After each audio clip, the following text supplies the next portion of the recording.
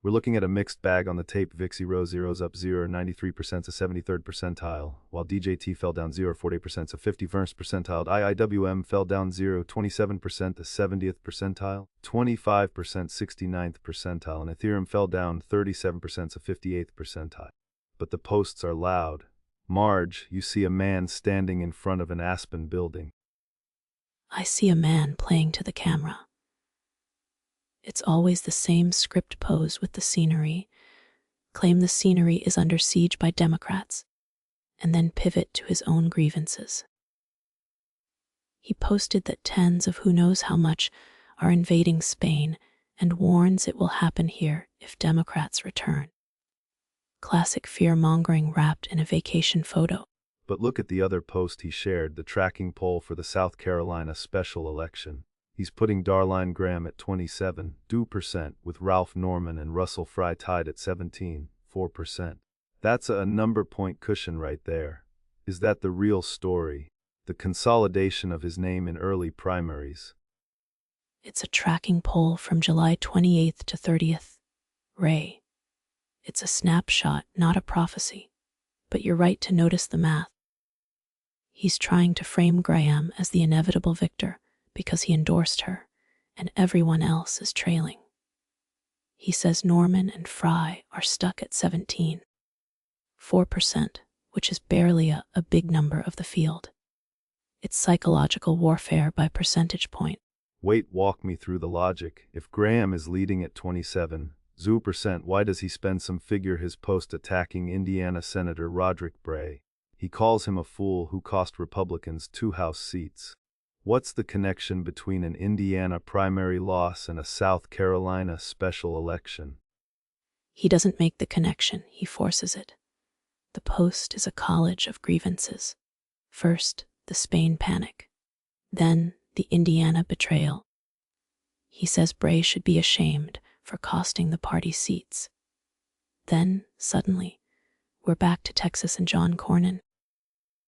It's all about him being the arbiter of who is loyal and who is a traitor.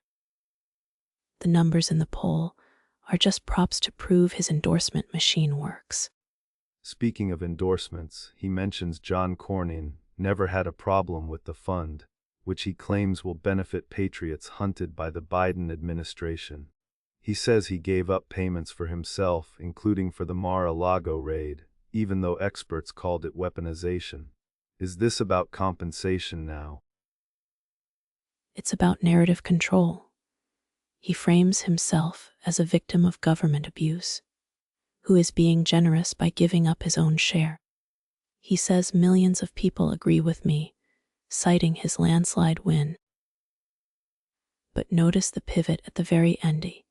He demands Todd Blanche be approved as United States Attorney General. The compensation story is just the setup for a personnel appointment. So we have a poll showing a lead, a post attacking a former ally in Indiana, and a demand for a specific Justice Department appointment. And on the tape, DJT is down nearly a big number of percent. Does the market see through the noise? The market doesn't care about his grudges against Bray or Cornyn. It cares about policy stability. If he's spending this much energy fighting past battles in Indiana and Texas, where is the focus on governance? That's why DJT fell down 0.85th percentile. The rest of the tape, QQ down 0.25%, IWM down 0.27%, shows a broader retreat from risk.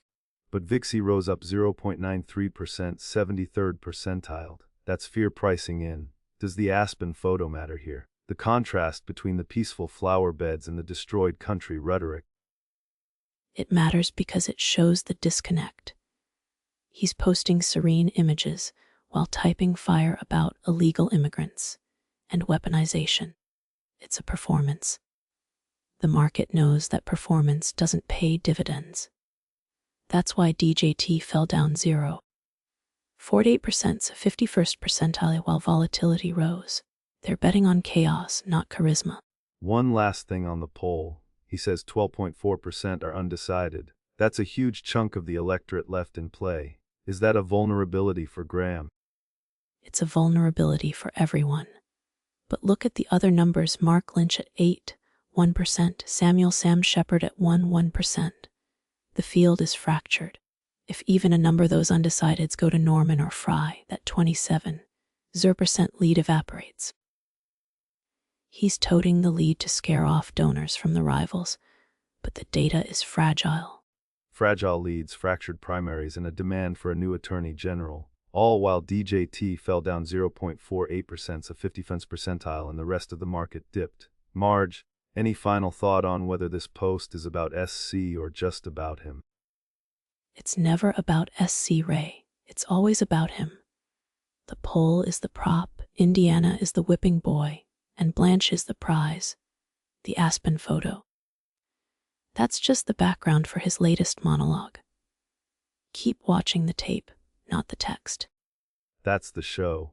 We're on Spotify and YouTube. If this earned it, like, subscribe, tell a friend. And housekeeping, the machine that writes this gets tuned constantly for cleaner news. The numbers are real, the jokes are not.